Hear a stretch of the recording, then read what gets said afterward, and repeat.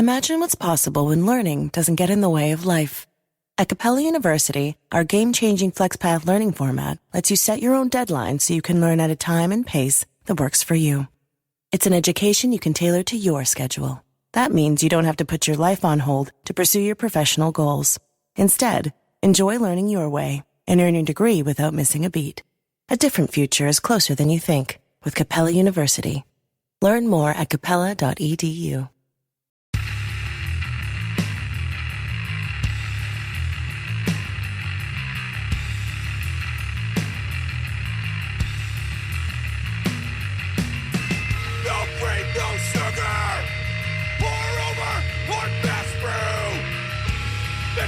Something fast and heavy. I call that coffee and hardcore. Around my current blood stuff. It smells all America. You can't go wrong. It's time for coffee and hardcore. I take my coffee like I take my hardcore. Fast and bold, dark and strong. The cream or sugar will not stick up. Can't think of a better duo. Coffee and hardcore. Coffee and hardcore. Hey, what's up? This is Aggrolites from Back to Godhead, and you're listening to the Coffee and Hardcore podcast. These guys know a ton about hardcore, especially the Hardcore Encyclopedia. But like me, they don't know jack shit about coffee. Except that Jacob guy. He knows his stuff. Alright guys, you've been warned. Peace. Hey, this is Roger from Agnostic Front. Oak and Crow and AF bring you the limited dark roast coffee. That's right, coffee is our business and dark roast is fine. Love that slogan. Anyway, Oak and Crow is the official sponsor of the Coffee and Hardcore podcast. Get yours at oakandcrow.com.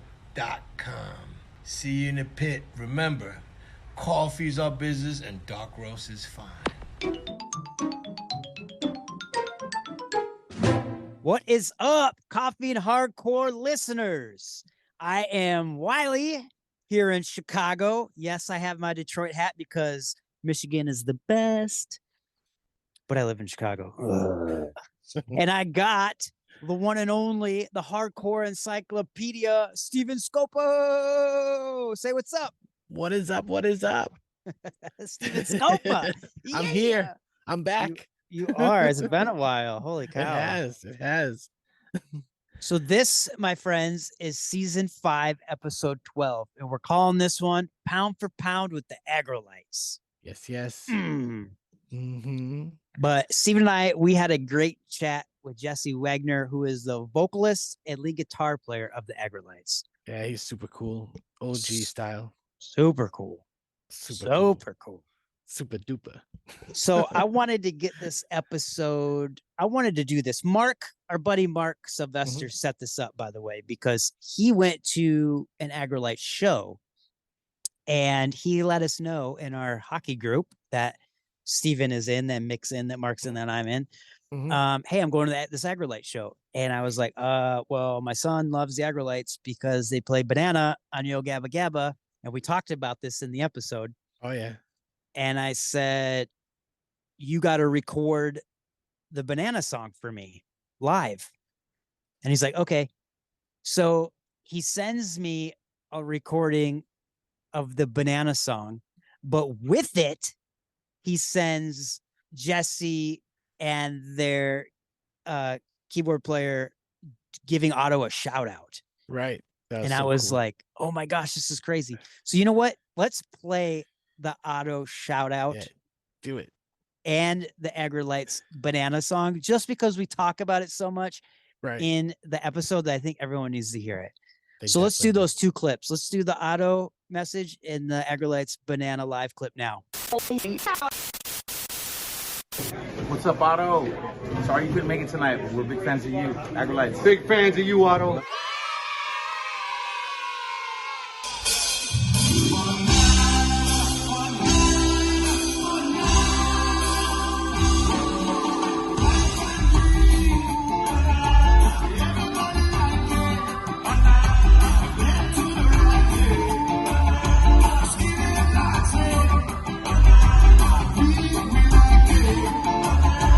Everybody wants to say, come on.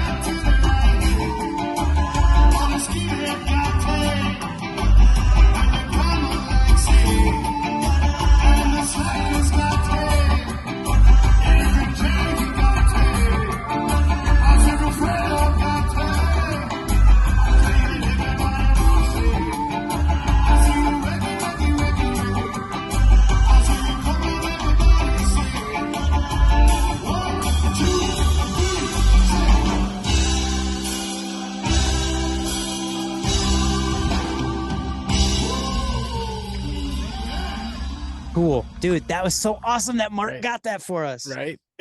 I was stoked when he sent that in the group chat.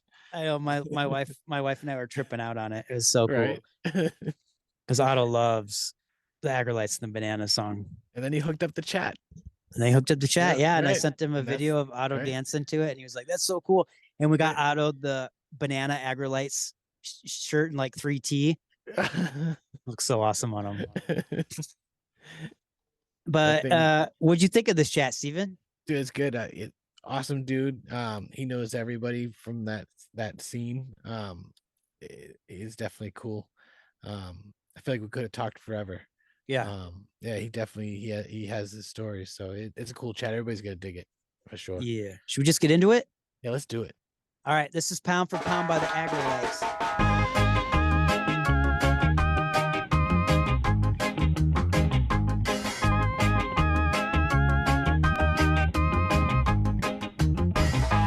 Right out the gate, we'll get ahead in the race and never lose it. Bet on us, the ones that you can trust, you got to choose it. 'Cause you know it's gonna be strong when you wait that long for the aggro sound. Oh yeah, pound for pound, that old aggro sound will make them come around again. In 2002, we knew what to do and made them understand. In 2018, we're still on the scene. Aggro still in demand. 'Cause you know it's gonna be strong when you wait that long for the aggro sound. Hey, hey. Pound for pound, that old aggro sound will make them come around again. And you see,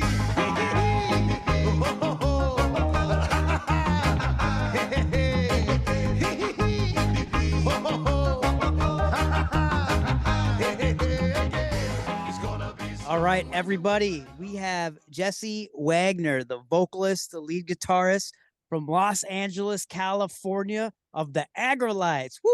Yo, all right. What's up, dude? What's up, man? How you guys doing? Good. Doing Thank good, you so doing much good. for joining us. I think I need a cup of coffee like you got one of your coffees right now. Yeah. Do you don't have any coffee in front No, of you I'm there? just joking around. Oh, okay. Always a good time for coffee, though. Yes, that's right. So, what's been going on with you? Yeah, go ahead. You said a little bit. You're playing some shows there in Virginia. Yeah, we the Aggrolites have just gotten back from Fort Monroe, Virginia, playing a big ska festival. It's the 10th year of them having it. This is our third time. It's called the Supernova Ska Festival. It's like a 3-day thing. I would say it's probably the biggest ska festival at least in the U.S. Oh wow! Yeah, it's really good. And this year we backed up Roy Ellis, who is original singer or only singer of a group called Cimarip, Okay. which is like an old 1960s skinhead reggae band that Yep. was probably the main influence of the Aggrolites. Like the whole Moon sound of Stomp our Reggae. band. Yeah, the whole sound of that album, Skinhead Moon Stomp, was like, Yeah. a huge thing for us and a platform for us to, start developing our sound, which is a lot like that. For sure.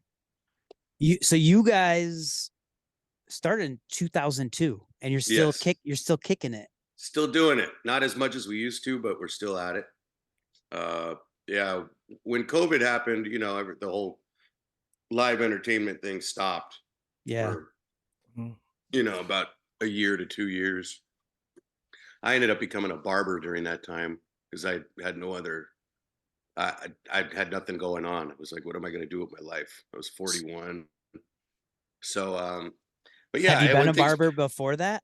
Ever? No, I Oh, no? I went to barber school. It took about 15 months, or 13 to 15 months. Yeah. So it was a good time to go. And yeah, I mean, and then things opened up. I ended up working in a shop. I'm still in a shop now, but we all kind of decided, we're like in our 40s and mid to late 40s, and it's just too much. Like we were doing We're there about- with you. Yeah. right there with you. Yeah, it was like we were touring like, Yeah. 150, 200 days a year for a long time there. And it just gets more and more hard to do when you get older and have hard on your body. your body, your stress and all that, and then also family and Right. bills and so on. So, but yeah, we're still doing little fly out dates, or we do a lot of local stuff. But yeah, this summer's been pretty busy. We actually did a 1 month tour with the Aquabats in Nice. July, which was cool. It went all over the country. And then other than that, we've just been like, flying out places like Virginia. A couple weeks ago, we drove out to Northern California and played a really cool winery. Some guy's winery. That's cool. Yeah. Little private show. Speaking of Aquabats, which are amazing, and they just dropped a new album. Banana, Yo Gabba Gabba. How did that happen? Because my son that's how we found out about you guys. So it's funny, that Virginia show that we just played, Roy Ellis, the Simmerup guy, that's originally their song. Oh, for real? Yeah. Oh, well, it's not. It's credited under the EK Bunch, but it's pretty much Simmerup with an alias name due to probably record label stuff in the late 60s, early 70s. Yeah. But so that was actually also the very first song that the Aggrolites ever learned. And I don't know. That's awesome. We loved that song, and it was always like, yo, let's play, let's start a band like the Banana song. So it's always been like our main That's really song. cool. But so a lot of the old calypso tunes are like kind of like have innuendos about that really mean something else. Like the Big Bamboo is like a dirty song, and Banana's kind of like that also. Like it's not really a children's song. It's granted, it doesn't say anything dirty in the tune, right? But it's like a lot of calypso tunes were in those days where they, like Don't Touch Me Tomato or the Big Bamboo or so on. It's like they're really referring to some other thing sexually or dirty. I won't tell my wife that. Yeah. But no, I mean, you could listen to it. You ain't gonna. There's not a single dirty lyric in it. Yeah. But like the original 45, like the EK Bunch, it's like a peeled banana with lipstick around it. It was like slack reggae kind of stuff. But the only thing that he says that he's like skinhead like it, skinhead like it. But there's really nothing other than that was like bad to put on TV. So we were doing the Aquabats tour. This was 2006. And the singer of the Aquabats, Christian, really great guy. Who makes Yo Gabba Gabba, right? Yeah. The creator of Yo Gabba Gabba. I should have said that first, but yeah. He's like, hey, man, I can't really talk about it, but I'm developing a children's show, and I want the Aggrolites to be a part of it. Like, we want you guys to do a song on it. And I was like, oh, dude, awesome. Yeah, what song? And he's like, the Banana song. And I'm right away like, that's not a kid's song, dude. I don't think. He's like, what do you mean? It doesn't, there's nothing. I listen, you guys sing it every night. There's nothing bad about it. I go, no, I know, but it's not really it's not a kid's song. He's like, dude, we just changed a couple lyrics and we're going to make it a kid's song. It's an awesome song. We're going to throw it on this show. So I was like, all right, cool. This, sounds great. Anyways, a good year goes by, and kind of forget about the whole thing. And I get a random phone call from Christian. He's like, hey, remember that show I was talking about? And I was like, that I wanted you guys to be on? I was like, yeah. He's like, well, guess what? We're doing it. I'm allowed to talk about it. It's going to be on Nickelodeon. And you guys are going to be episode 2. The Aquabats are doing the first episode, and we're going to throw you on the second episode. Oh, wow. And we got people like Biz Markie on it. We got people like Mark Mothersbaugh of Devo on it. Yeah. So there's like a special. Yeah, he's like, there's like a special like music part where we have bands come on and sing like little catchy tunes, and we want you guys on there. So it was like, yeah, dude, that's awesome. Little did I know how big it was going to be. Right. And that was probably the biggest break we've ever had, other than being able to perform the solo album for Tim Armstrong, because it just grew. Oh, were you like the backing band for that? Yeah, his Oh, Poet's yeah. Life album. Yeah, that was a great album too. Yeah, thanks, man. So this Yo Gabba Gabba show just broadened a fan base of people that we never thought. You know, we were always in the scene. You know, like it'd be like rude boys or punk rock kids or skinheads. You know, or Right. you know that kind of scene. We were in that little ska reggae punk scene. So being on that that show was like huge. And you know, we started having children come into our shows and soccer moms That's and you know, awesome. like normal people, not scene people, like normal people. You know, like I'm Yeah. not saying that we're abnormal, but you know what I mean. Right. So it was a great thing for us, and it was like aired on TV like every day. You see it, and even in different countries, I've seen like them overdub our voices into like Spanish and other That's cool. languages. Yeah, But we watch yeah. it all the time. That's like my son's favorite one on there, for real. Yeah, that's He loves awesome. Banana. I did want to ask you, like, so you guys, videos I see, you guys usually wear like all black, right? Yeah. Now? But you were wearing Yeah. those red Dickies jumpsuits, or not jumpsuits, but matching shirts. Yeah, yeah. pants. Was that just for that, or was that what you were wearing at the time? No, we've always tried to switch it up. Like even though we were involved in that whole like scene of, you know, the ska scene mostly, we didn't want to look like your typical ska band wearing Fred Perry's and Yeah. Ben Sherman's or suits and ties or 60s clothes. We were all about trying to be different than everybody else, you know? Yeah, don't you wear like spray paint stuff? that Yeah, you've so done? I Yeah. mean, everybody in our band was influenced by different things, you know, like our bass player at the time was a huge Clash fan. Our organ player Roger, he big time into the Specials and Two Tone. So he's been original with you this me whole and time, Roger, right? me and Roger, yeah. Yeah. So our guitar player back in the day, he was like a big DC hardcore fan. He loved all hardcore music. So we were like, yeah, dude, let's act like a freaking punk band on stage, you know? Yeah. And along with that went the outfits. It was like, we got to have a uniform. So Jay, our old bass player, was the one that was like, yo, dude, let's spray paint our stuff. The Clash did it.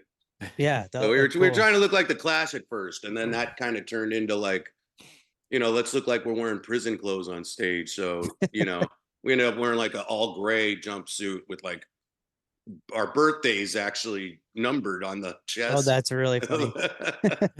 And then it went into the red one, and then it went into a blue one. Then we were wearing fighter pilot freaking jumpsuits on stage. That's cool. So it just, it went like that. And then, you know, as the years go on and different members join the band, it's kind of harder to like convince people to do, you know, and one of the guys that joined later on was like, I'm not wearing that shit. I'm not gonna wear it. You guys wear like all black now though, right? Yeah. He's like, I'm not gonna spray paint my crap, you know. And then Roger kind of like developed his own thing, you know, and I guess we all just kind of got older and realized we looked goofy wearing spray painted costumes.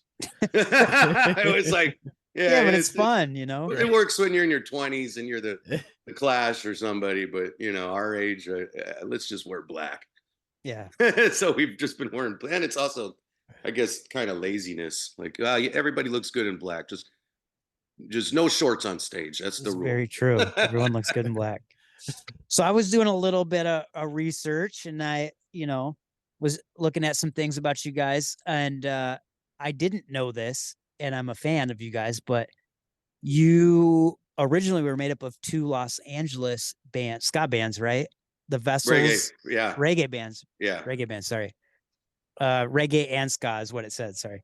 The Vessels and the Rhyme Doctors.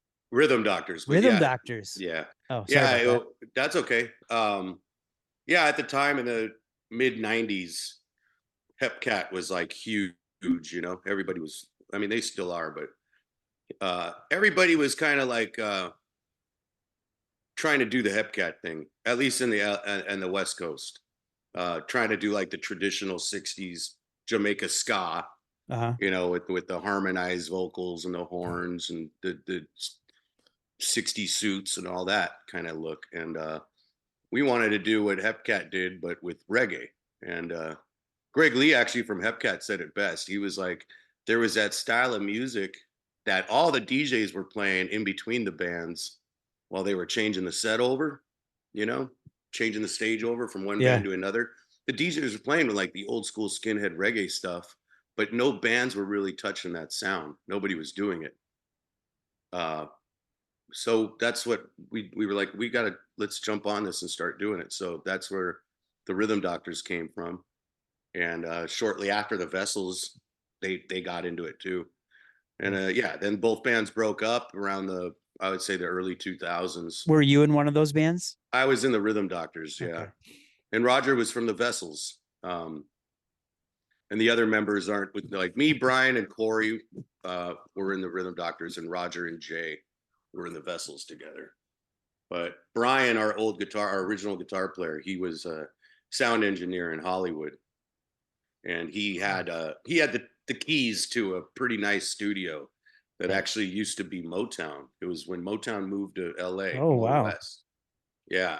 And it was a really nice studio. And it had all, like, not all of it, but a lot of the old gear that Motown used. So like the microphones that we were singing into was like the Jackson 5 used. And dude, that's crazy. organ. Yeah, it was like a lot so of the cool. gear. That's so I think the organ was from there and all that. But so he was doing a lot of different projects at the time after the Rhythm Doctors broke up. And one of the projects was Derek Morgan album that never got released. But yeah, Derek Morgan came to town, got a backing band together, and then Brian talked with him about starting or recording an album at a studio.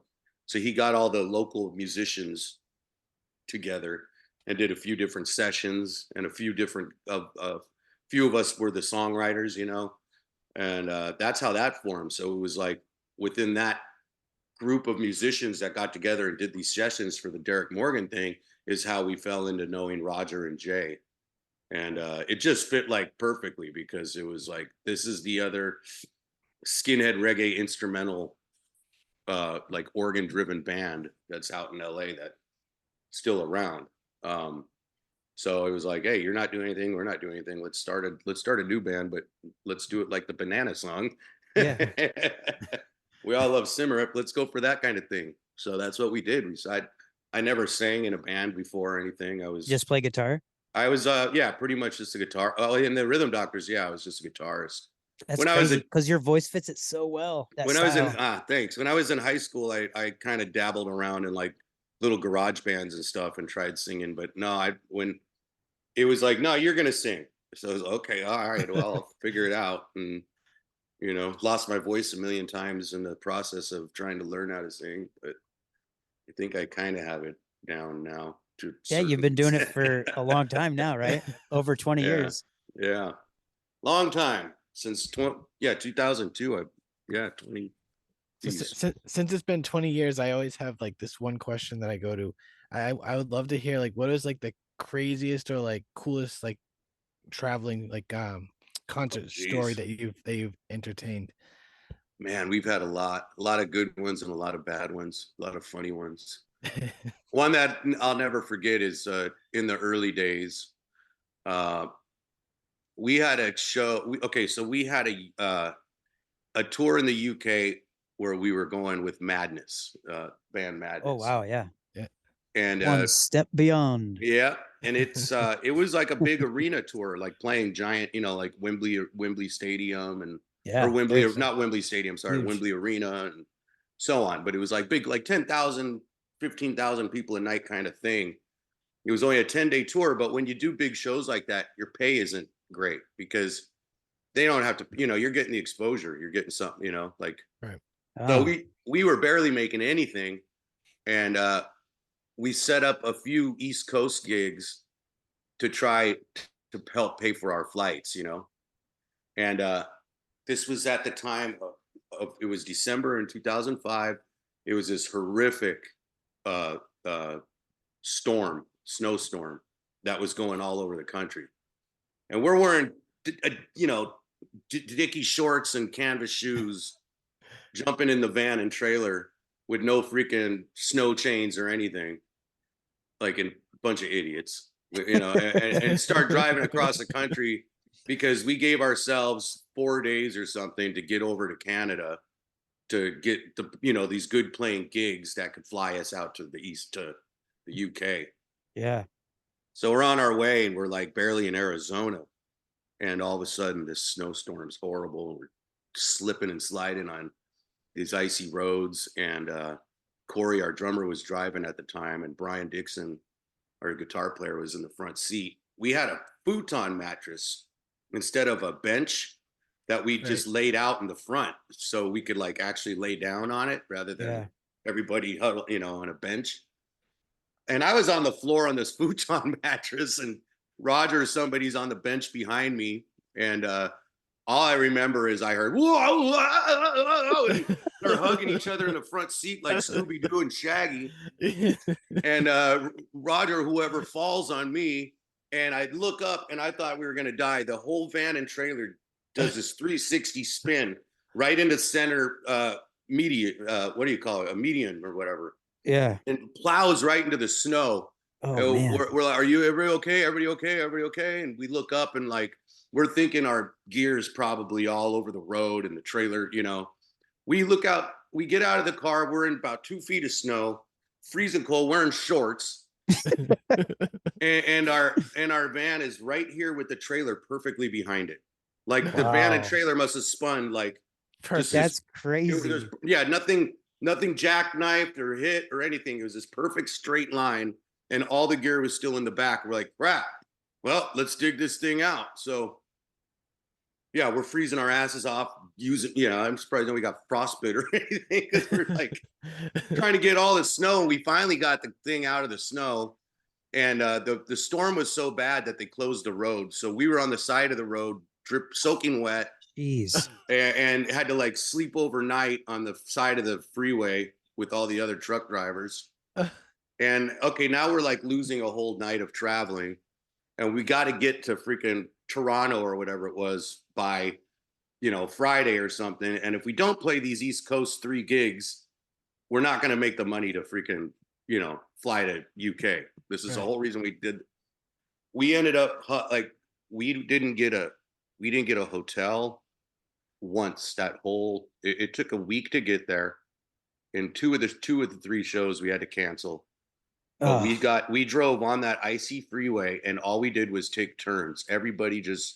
We do like 3-hour, 4-hour shifts per guy, and we just rotate in the van, like, And then if we had to stop to go to the bathroom or eat or brush our teeth in like a gas station sink, that's pretty much all we did for that whole week. But never like actually got a hotel room. We just took turns and still got there late. But yeah, I'll never forget that, man. That was like, like seeing your life flash before your eyes kind of moment. Wow. So you guys just drove much that whole time. Yeah. And I mean, the roads were so bad. We were driving maybe 30 miles an hour at the top speed, all the way. It was like really across slow. The country. Across the country, dude. Right. All the way to Canada, from California to north, because the 3 shows was like Toronto, Boston, and New York or something like that. Right. It was like, I remember it was like those 3 cities, and we were still able to make the Boston show or something. So we made somewhat of money. That's crazy. But yeah, then flew straight out from there all the way to the whatever. But I don't even know what we did with our van and trailer. I don't know if somebody else drove it home for us or. Right. My memories, it's like so many things happen over the years. You get this memory of it, and then you end up talking to another guy in the band. He's like, no, that's not how it happened at all. Yeah. But the act that really did, that spin out was that bad. But as far as my memory of how we got back, and I don't know, it was just a bad road trip. That's crazy, man. That's a crazy story. Never been cooped up inside. It was an entire week in that van. It was brutal, but we did it. Well, it saved you money on a hotel, and you were nonstop, right? You kept going. Well, I mean, it wasn't even. It saved us money on a hotel, but it wasn't even about the hotel. It was about losing time, to get to this gig. I mean, we were so like motivated. Like we're not gonna miss this show. We're not gonna let this weather affect us. You say that was 2005? It was, I believe it was whatever the tour that we did with Madness was. It was either I'm pretty positive it was 2005. or 2006 maybe. 2005 was the year you signed with Hellcat, right? Yeah, That's Tim's label. that was Tim's label. How did you? I know you said you did the album for Tim, his solo album, but how did you guys end up Getting on the label? Hellcat? Yeah. Oh man, geez. I know that Tim's always had his ear to the ground. That's a pretty big step with music. He was always into, local stuff. Like he's, the guy's a genius when it comes to anything he touches turns gold. He's got a really great ear for music, and he always loved reggae. And Hellcat Records was a straight up. It was Tim's label where it was like, hey man, I want to sign the psychobilly, rockabilly stuff and the ska and punk stuff. And we were all, we were buddies with the Hepcat guys and Slacker guys, and we were just one of those local bands. I mean, Rhythm Doctors was signed to TKO, which was another punk label out of San Francisco. So we kind of were known before we started the Aggrolites. Okay. It was like the Aggrolites was more of like I guess you'd say like an all-star band, like a super group. Yeah, a super group or whatever of these two bands that were known. So we were already known through those two other bands, Vessels and Rhythm Doctors. So yeah, when the Aggrolites started, it was like there was already just a lot of hype going on about us. So I think our guitar player might have given Chris LaSalle like a demo or something, or Dirty Reggae album, because we had done the Dirty Reggae album first on Axe Records, which was a San Francisco label also. But yeah, I think Tim just knew the Dirty Reggae song and Hot Stop. He knew our stuff, and he asked us to be on Give Him the Boot compilation, and said if this goes well, then we'll talk about more. That's cool. So yeah, that was it. We got on one of those Give Him the Boots, and then shortly after they threw us a 3-album contract, which was self-titled, Reggae Hit LA, and 4. And in the process of those 3, it's funny because when we recorded the self-titled album, we do a lot of stuff like off the cuff. Like we don't really sit and write an album for a year and then record it. We get in a room and start just making up rhythms live. That's cool. And that's like that. we were trying to do it like the Jamaicans were doing it back in the day. Just get in a room and record and go for it. Like let the creativity happen in the studio kind of thing. And so we had this week booked out at that studio, the old Motown place. And Tim hit us up and he's like, hey, I want to get in the studio. Can I get a couple days with you guys while you're recording your album? And we booked an extra like 2 days, I think it was 2 or 3 days at the most with him, which was right before our tour. Our session to do it self-titled. Oh, so you guys did it at the same time? We actually did it before. Yeah, a couple days before. Which a lot of people don't know because. So yeah, he came in with an acoustic guitar and he showed us. We didn't know what we were doing either, by the way. He didn't tell us it was going to be an album or anything. I don't think he knew that it was going to be an album. He just wanted to. He had a bunch of songs on deck and was ready to record them and was like, yeah, I want to make this a reggae album. So he came in the studio with the guitar and started teaching us the songs. And they sounded like Rancid songs, like acoustic Rancid song. They're freaking awesome. Yeah. We're like, well, what are we going to do with this? He goes, make it dirty reggae. So we're like, okay. So we did what we did. We got in the room and we're like, okay, this song, it's from B to G or, E to D. Let's do it like Papa Top style or Rocksteady, or let's do like a Blood and Fire rhythm kind of thing. And we had this like own language we all spoke to each other. Right. Because we all listened to the same stuff and we were reggae nerds, right? So we would call out these certain styles, and then Tim would be in the scratch vocal booth, telling us when to change the chorus or verse or break or bridge. And so you basically went in so blind. Awesome. Yeah. Went in blind. And the coolest part of it was the freedom he gave us. He wasn't this pushy kind of, I want it more like this. He gave us when he said, I want it to sound like the Aggrolites, but do dirty reggae. Like, it's going to work. Don't worry about it. It's going to work. Let's just do it how you guys would do it. I want there's a reason I wanted you guys to be my band on this. Wow. So yeah, when we gave him the tracks, it was all just instrumental stuff. And it sounded like an Aggrolite record. you know. And anyways, when it was our turn to do our album, like a couple days later, now we're really going like, what the hell are we gonna do now? We did that on the Tim album. Yeah. Crap, we already just did gave that on him the our record. We just did this. I mean, there were his songs, obviously, but it was like the rhythm, the style of the rhythms were all kind of like things that we had been working on for years. And we're like, oh well, let's just go for it. And we did the self-titled record. And then yeah, I mean, we saw the Tim album. We were seeing it get released with the rest of the world. Like he told us, yeah, I'm gonna release one song at a time on the internet. And this was before anybody was doing that kind of thing. So he's like, I'm gonna make a music. What year was this again? I mean that. God, I'm so bad with that. I think the self-titled must have been 2004 when we were recording it, but I'm pretty sure, like you said, it got put out in 2005, or something. What year did Tim's come out? You know, Tim's came out a good year after ours. I mean, okay, yeah, later, because he was recording, he was releasing one song per month or per week or something on the Hellcat website. And it was with the music video. He like do a music. And when we heard this shit, we were like, this is amazing, man. Like he totally took this Aggrolite thing and made it a Tim thing. Like this is, I couldn't hear in my own head, like how Tim Armstrong was going to make this album sound like, you know, and he made it freaking beautiful. Yeah, it's so good. Yeah. I need to go back and listen to it now that I know you guys are the backing band. That changes everything. Yeah. His, well, when you hear it, if you have time, listen to some of the self-titled, you know, next to it, and you'll be able to tell it's like the same session. It's the same room and the same gear and the same so nuts time frame, except you heard A Poet's Life 2 years later or whatever, you know, or a year later. Because after he released one song at a time. I think that was a pretty good success. So then it's like, well, I got to make it an album now. So he turned it into a full-length album. And then he had a big, that song Into Action was like a big hit on K-Rock in the summer. So then that's when we got to do that K-Rock weenie roast with him. So you guys did every song on that with them? When we did the weenie roast, we did the entire album.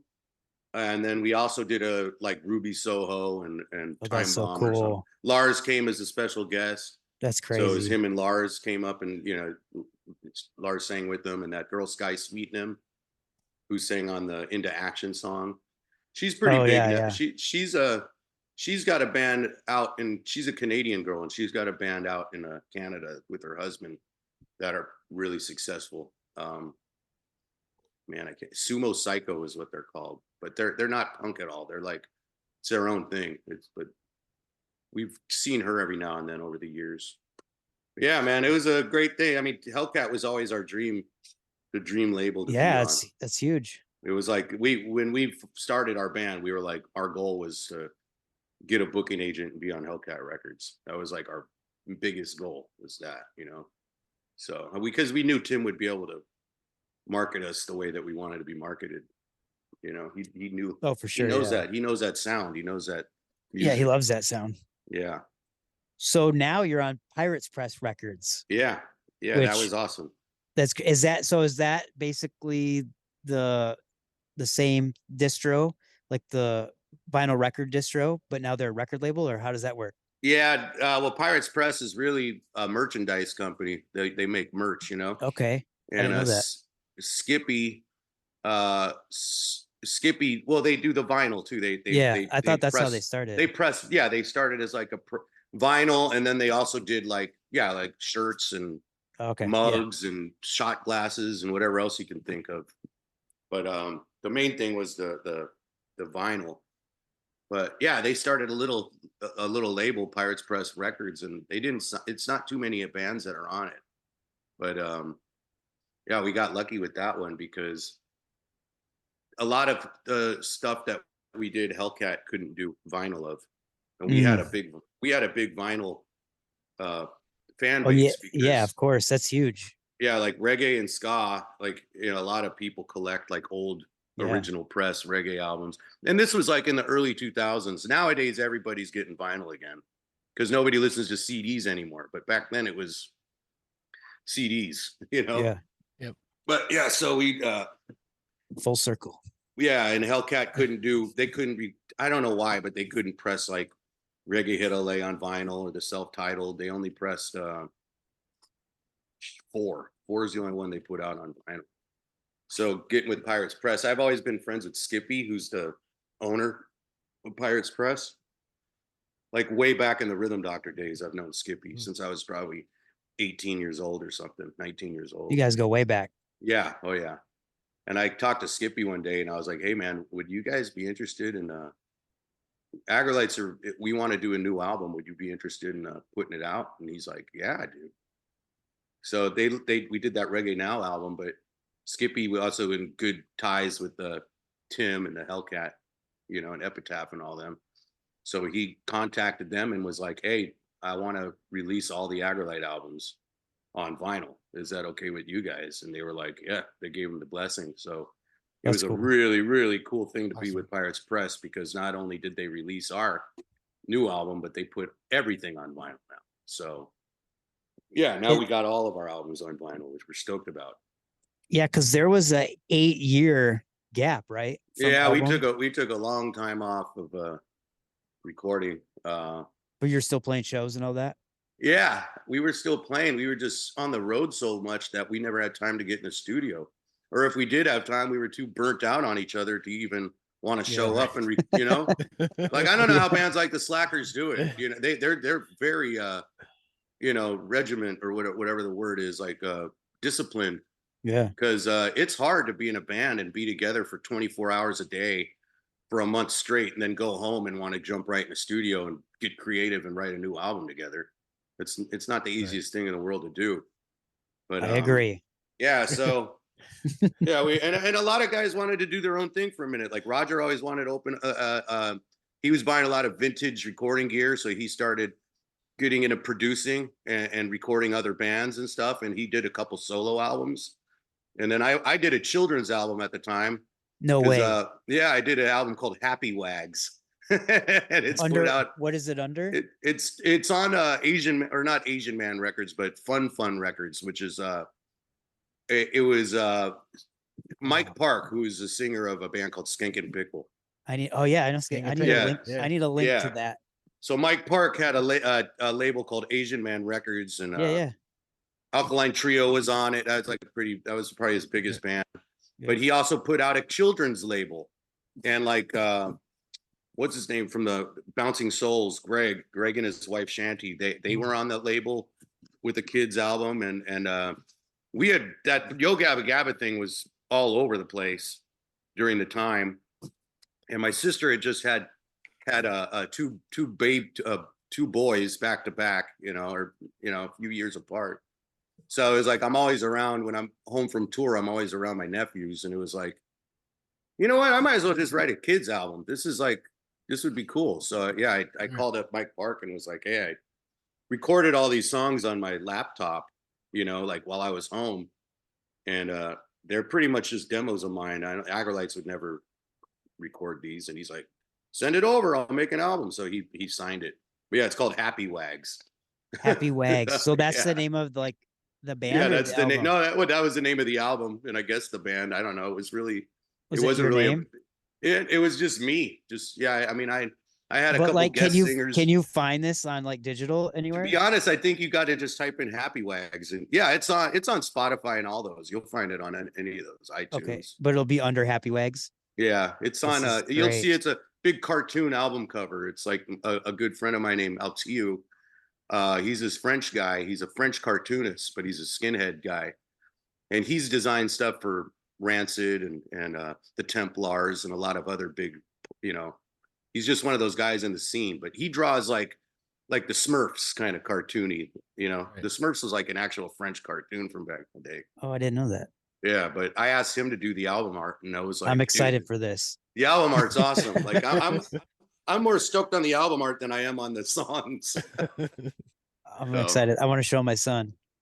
Yeah, it's awesome. So anyways, everybody wanted to do their own thing and kind of did side projects. Me and Jeff, our bass player, we did an album together called Jukebox 101, which is it's everything from bossa nova to soul music to reggae to rocksteady. Like it's just this. We called it Jukebox 101 because it was a big like cluster, a hodgepodge of different styles.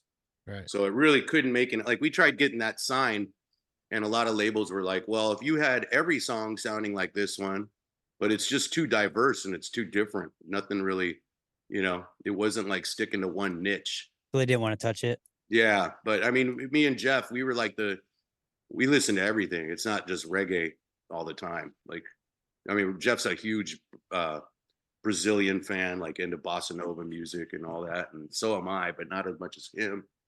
And then I'm like big time into like soul and funk. And so I don't know. It was just one of those things. Everybody kind of had other things going on that we always wanted to accomplish, but never had time for because we were on the road so much. So making a long story really long, that's why it took us 8 years to to do reggae now. But yeah, we did a couple. We put out like a live album in I saw that. those and you did one. Just we did one during right? COVID 2020. too. Yeah, during COVID. It was actually one of those internet concerts that everybody was doing at the time. It was like I don't know what the price was, pay $5 or something, and it's like a 2-hour concert that we did. But it came out really good. We were stoked on it, and a lot of the live songs, at the compound or whatever. Yeah, live at the compound. Yeah, and a lot of those songs were cover songs that we always wanted to put out, but whenever we do an Aggrolite record, we never wanted to put covers on the albums. We always want to do original stuff, right? For rights. So it was a good opportunity to release I would say more of a cover album than a live album. But I listened to it. It's good. Yeah, thanks, man. I like it. Yeah. That was in Long Beach. We recorded that at a place called The Compound. Tell me a little bit about the Sugar Shack sessions, because that was amazing. That place looks so rad, right? Like when you watch the videos of it. Yeah, it's got the palm trees. Like whenever I watch like Sugar Shack, and I don't want to ruin it for anybody. Well, it's like it's in the middle of nowhere. Like it's in Florida, but it's like whenever I watch the videos of bands playing on it, I'm always thinking they're like on the beach, like out in the, that's the vibe it gives you. Yeah. But it's just this beautiful porch that they have decked out like that. But it's like, I just remember it being around a bunch of grass. I don't even remember the city in Florida, but they were great. They treated us really well. It was funny because we were on tour with the Long Beach Dub All Stars. That was in 2019. Nice. It was a big summer tour, and we were coming from Key West, so we had to do that big long bridge, whatever that's called, that long bridge that goes all the way through. But we had to leave, we had to be at the Sugar Shack thing by like 7 a.m, something crazy like that. So we got up at like maybe 3 or 4. I don't even think I even went to bed that night. I think I just partied all night and went straight to the thing. But I know we were all like kind of hungover and groggy, and because it was 7 a.m. right, and we're setting up on that, doing that thing. But they gave us a couple beers and we knocked out of it. That's crazy because it's so good. It sounds so good. You guys perform so well. Yeah, it's a lot of it's them too. I mean, they got great audio, and their sound man and all that is very professional. That's the one at our house we watch the most. Like my son dances to it. I sent you that video. Yeah. He loves it. That's awesome. It's so good. Yeah, it was a good time. That's crazy. Because like you guys seem, I mean, you fit for what they normally do, but they normally do like straight up like reggae stuff, right? Yeah, I tried to watch others. That Cali reggae or whatever you want. I don't know what that style. It's more like the Dirty Heads kind of scene. It's exactly what it is. Yeah. Because I tried watching more of the videos and I was like, this is not for me. Yeah, they got their scene of whatever band. So you got lucky to be on that one.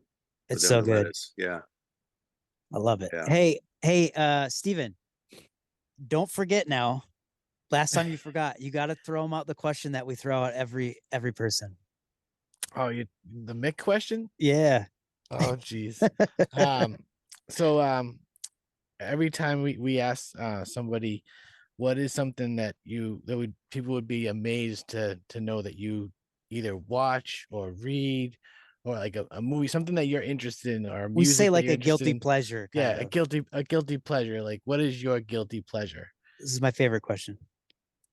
I'm a huge, as you can see, I'm a huge Mad Magazine fan. Oh, that is from Mad Magazine. Yeah, I was, yeah. yeah.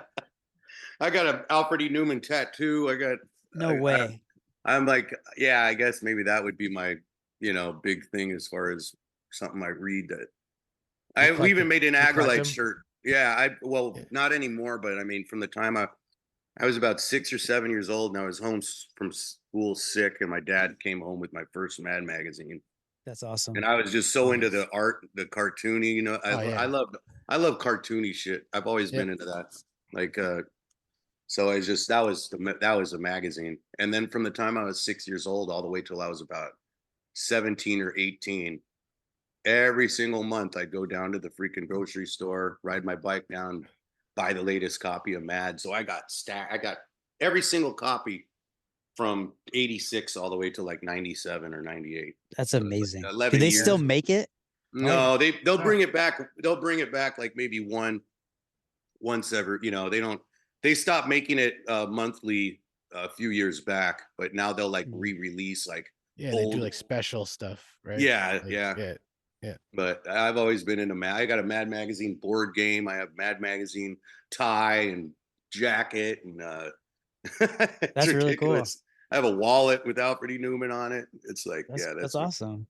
Even See, I had like the this question. even had the Aggrolites design our drummer. He's a graphic designer, and it's Alfred E. Newman. This picture, but he's wearing a pork pie hat and sunglasses like a rude boy. Yeah, nice. And instead of it saying "What me worry," it says "What me reggae." I like that. And that ended up being a pretty good seller at the the last couple of tours we did, the Aquabats. That's awesome, dude. That's so great that you get to tour with the Aquabats because they're such a Yeah. great band. Oh yeah, they're awesome. Oh, one thing I wanted to say: the Long Beach Dub All Stars was Eric and Bud in Yeah. that band at the time when you guys. No, Eric No. and Bud. They split up. That was like way back when, 98 maybe 99. Oh, really? So I So they was just on- did that one record then? I don't know if they did one or two, but that was like a long time ago. And then they split up, and then half the band, like Eric and Bud, started one called Long Beach Short Bus. Okay. And then the other half of the band, like Opie and a couple other guys, joined up with some Hepcat members and started a band called Dubcat. Okay. So when I was 20 years old, I was actually playing. I played with Dubcat a couple of times. So I've met Opie and all those guys way back when I was a teenager. But yeah, Long Beach Dub All Stars like reformed, I would say around, I don't know if it was 2017 or 2018 or what, but Okay. yeah, they had like reunited and all that. But it's not all the OG members. It was just pretty much Marshall, Marshall and Opie, and maybe Jack and Tim, and like Roger, our organ player, he joined. They I didn't know that. They got him in the band. So yeah, Roger's been with them for the last 5 years or so or more. So yeah, that's like his other band that he's in. Does that mess up touring for you guys? Not ever? really, no, because they tour like us now. It's like they don't do anything crazy. Right. But they're about to go on the road. Like Roger just got done with this weekend at Supernova. And I know him and Chris Brennan, our guitar player, he's filling in on guitar with them. So they were both like literally getting home today and I think flying out somewhere with them like tomorrow or something, or the next day. They're starting like a 2-week tour That's any brutal. day now. I don't know the dates, but yeah, by this weekend they'll be somewhere playing. That's brutal. But yeah, they're we grew up with those guys though, like the Long Beach Dub All Star dudes have always been that whole Sublime scene and all, like that's Yeah. way back. It's way cool back that they're then. back with Brad's son. Yeah, Jacob. He's yeah. a great guy too. Is he? I'm really good friends with Troy, his mother, and met Jacob through. Well, actually, Jacob had a band called Law, and they went on tour with the Aggrolites, opening up for us years ago. And we all knew that it was going to happen with him and Sublime. It was just a matter of time, Mhm. Like when he hits 28, he's going to take it, hopefully. And I think Was he's that feeling was it. I that think he sort of sounds like great. the prophecies, sort of? No, I think it was. I don't really want to talk their business because I don't know it firsthand, but I've heard that. Yeah, it was something where it was like when you turn 28, which is the age your dad was. Dad died. Yeah. Yeah, it's like, and if you got your shit together, this is, you got the opportunity to either take it or leave it. That's cool. And because he's always been a musician. I mean, he's not just some. Yeah, he does Jacob's Castle now too. Yeah. It wasn't like he was just this kid where it's like, oh, I'm gonna be like my dad and try to do my dad's thing. Like he always had his own. It was very admirable because he all the years, he had Jacob's Castle. He had that band called Law. He did a lot of solo stuff, and he never was trying to be jumping on the freaking Sublime train. So, and I even love how he's doing it now in Sublime. It's cool that he's wearing no shirt like his dad and playing his dad's old guitar. Yeah, but he still does his own thing. You know what I mean? And it's hard to, that's his dad. That's his bloodline. So of course he sounds like him. He does. But I think it's even better. So I'm Wait, stoked even on better. No, I mean even better that he's doing it rather than some random guy. Right. No, not even better than Brad. No, that's not what I meant. But I mean, there could be some regular Joe Schmo off the street singing for Sublime, Yeah. So, well, that sort of happened, but. Well, you mean with Rome or whatever? Yeah, I'm gonna say I like Sublime with Rome, but I always thought Rome had a good voice too, man. Rome's a very talented guy, I like it. I like it a lot. But I mean, people were very picky about that. Like, right. Yep. I mean, when you got somebody like Brad, somebody like Brad Knoll, that's like, I mean, that's like trying to say, try to keep the Beatles going and replacing John Lennon or something, it's like just. Yeah. He was the band. Yeah. There's not that many people that have been able to fill the shoes of, I mean, maybe Brian Johnson and AC/DC did a pretty good job taking over after Bon Scott died. But other than that, I can't really just throw one out and be like, oh yeah, this guy killed it. It's usually a failure. Yeah. It's like the David Lee Roth and Van Halen. I mean, Sammy Hagar thing. Yeah. Like people hate, they love one and they hate the other, it's like, anyways. I hope the Aggrolites never get a new singer. Then I'd really be fucked. No, So any bands, any coffee shops, any friends that you want to plug before we end this? Oh man.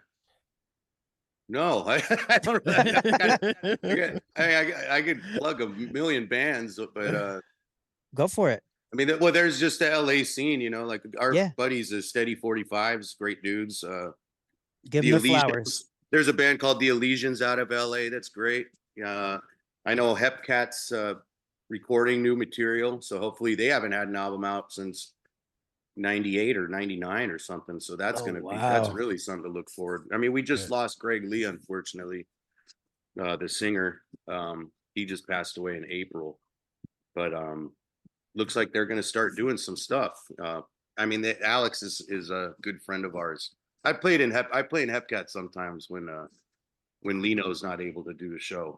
Or I'll play with him sometimes as like a extra guitar player. There's a lot of songs have two guitars.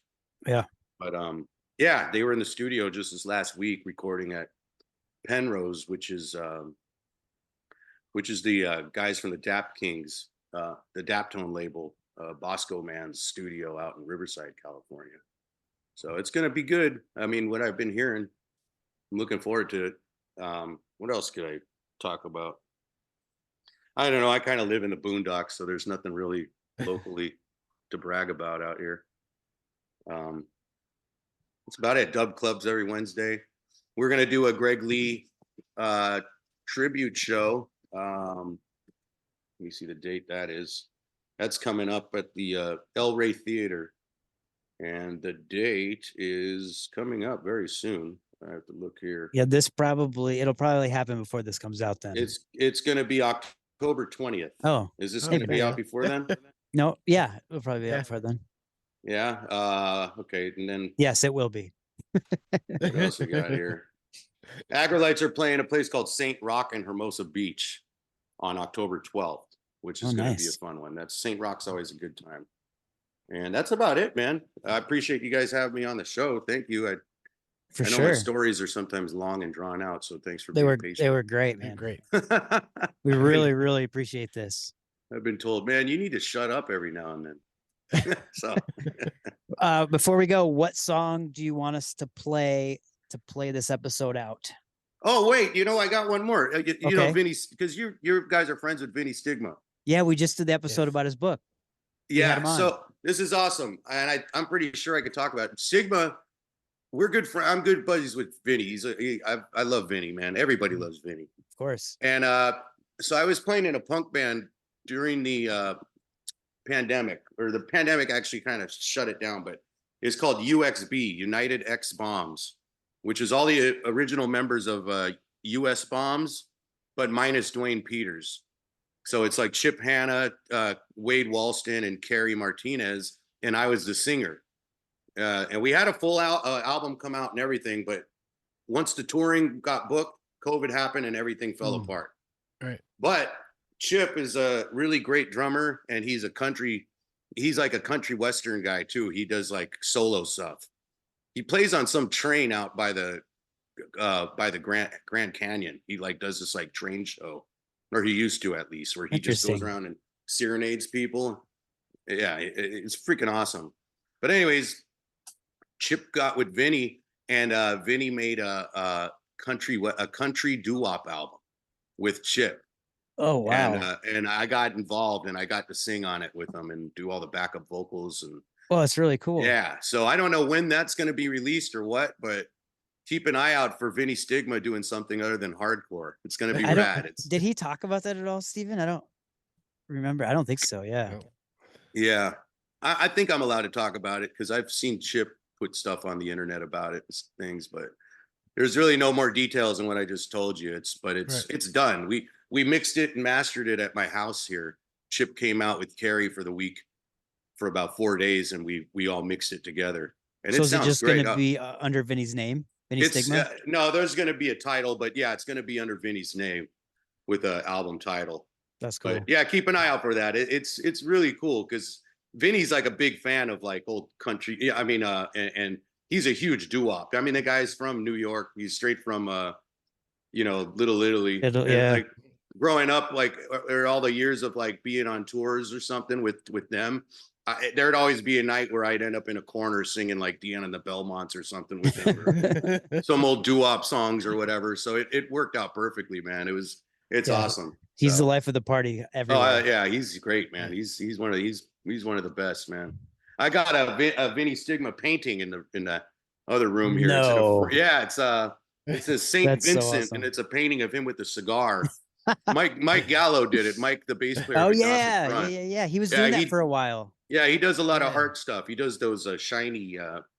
I don't know what the hell you call He was that. selling them on Instagram for a while. I remember. Yeah, yeah. So I bought one of his paintings, the Vinny one. It's pretty awesome. That's People so come over cool. and they're like, if they don't know who Agnostic Front is, it's like, who's this like, mafioso looking guy with a cigar in his mouth? And it says Saint Vincent on Like, it. that's the Godfather. yeah, that's the Godfather hardcore there, right there. That's so good. So, anyways, yeah, that's that. Music to take you out on. Yeah. What song? Let's hear some old school reggae stuff. No, your song. An Aggrolite song. Yeah, an Aggrolite song. Oh man, I've heard enough of that over the years. Geez. Well, you won't hear it, but the listeners will. Yeah. Take it out with let's say one of the new songs on the new album. What is it called? Move Them, Groove Them, I think it's called, or Groove Them, Move Them. Well, Yeah. we'll do it. Okay. Yeah, thanks. That's on Reggae Now. Cool. You can hear it now. All right. Thanks, guys. Appreciate it. Thank you so much. Appreciate it. Stephen, you stay on. We're going to do the intro, outro. I got you.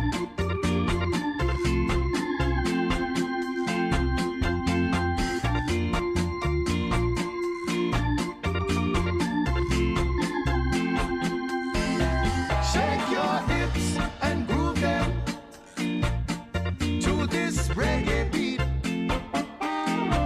Take your boots and move them down to Old Bond Street. You never should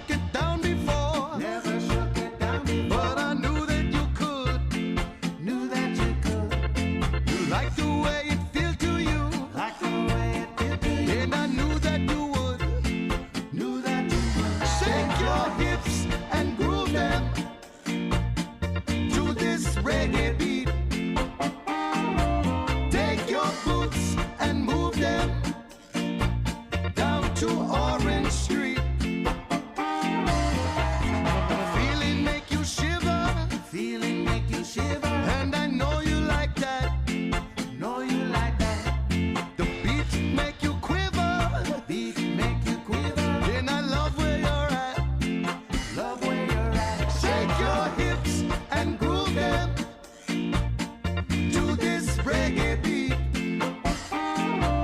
Shake your boots and move them down to North Forest Street.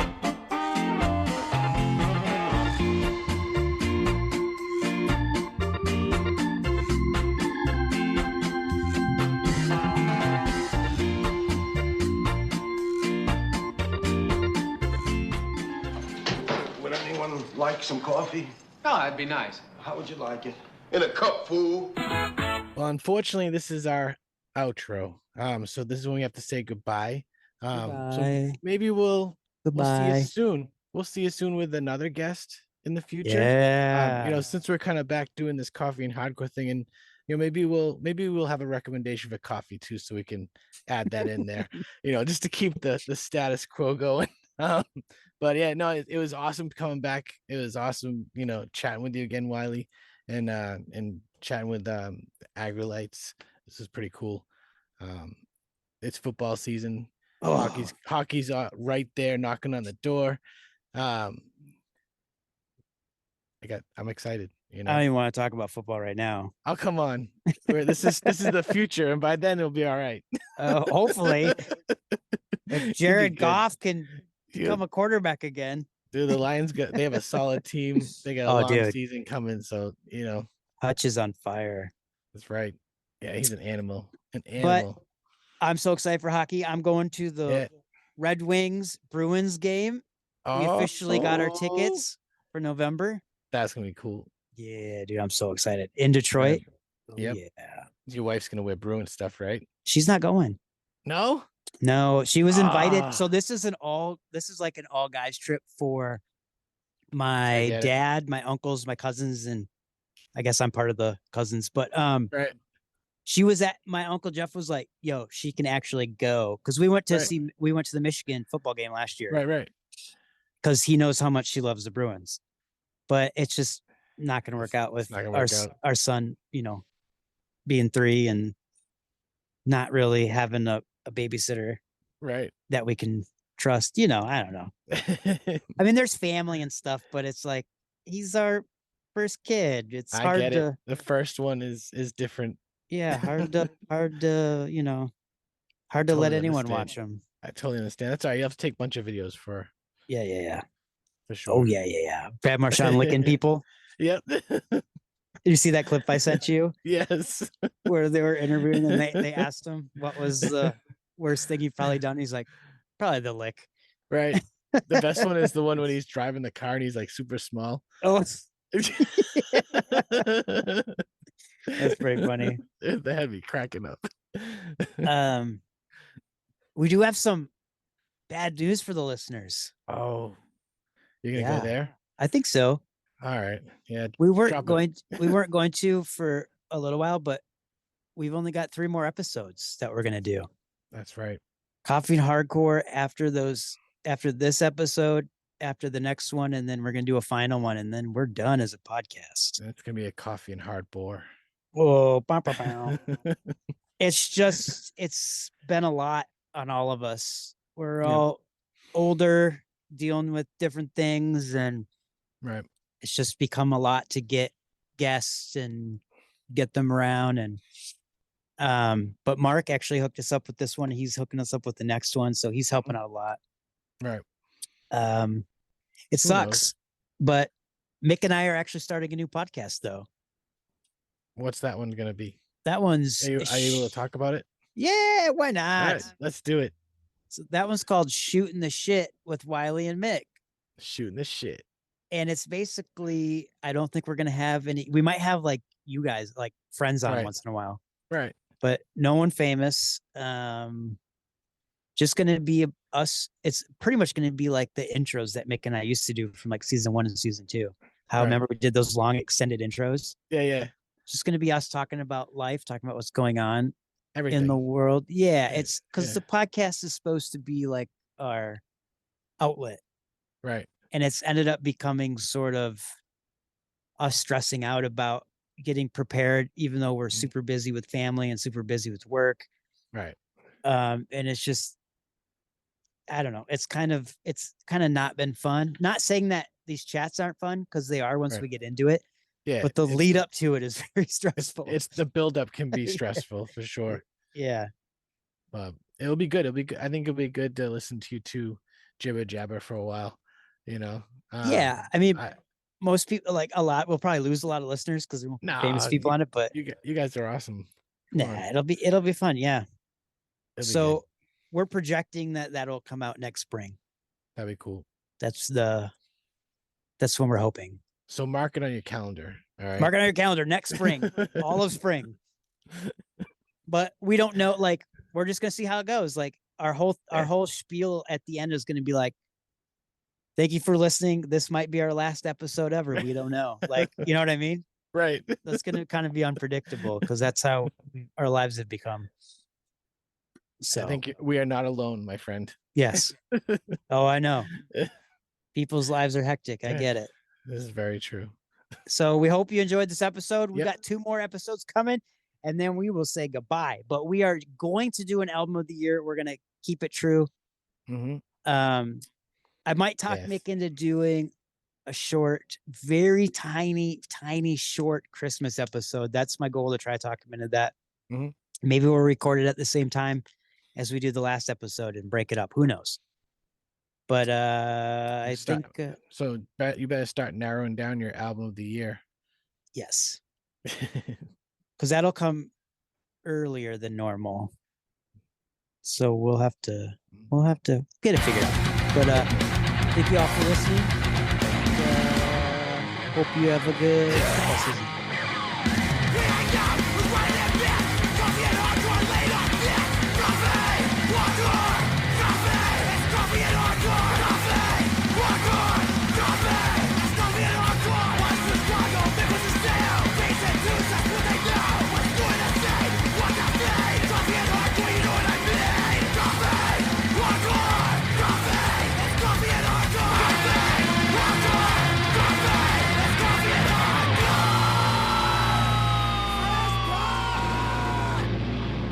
Cool. Can we end this? So I'm good. Hang up. You're good. Yeah.